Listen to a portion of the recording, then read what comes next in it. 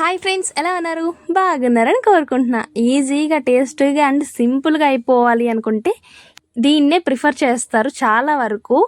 And ఒకసారి ఎలా చేయాలో ఏంటో చెప్తాను. మీరు దీన్ని బిర్యానీ అంటారా లేకపోతే పలావ్ అంటారో కామెంట్స్లో చెప్పండి. అండ్ దీనికైతే ఫస్ట్ కుక్కర్లో 2:1 రేషియోలో ఆయిల్ అండ్ గీ తీసుకున్నాను నేను.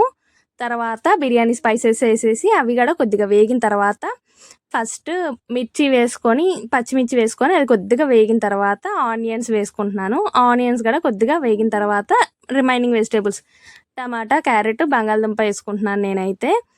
అండ్ మిల్ మేకర్ కూడా వేస్తాను. మిల్ మేకర్ అండ్ బఠానీ అవి కూడా వేసుకున్నాను. బఠానీ అయితే విడిగా ఏమీ ఉడకపెట్టలేదు, ఎందుకంటే దీంట్లో రైస్ పాటు కుక్ అయిపోతుందని చెప్పి. వెజిటేబుల్స్ కొద్దిగా వేగిన తర్వాత నేను అల్లం వెల్లుల్లి పేస్ట్ వేసాను, అది చెప్పడం మర్చిపోయాను.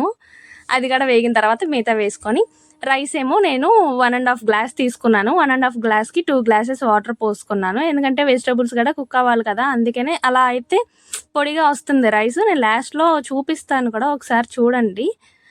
అండ్ వాటర్ చెప్పాను కదా, 1.5 గ్లాస్ రైస్కి 2 గ్లాసెస్ వాటర్.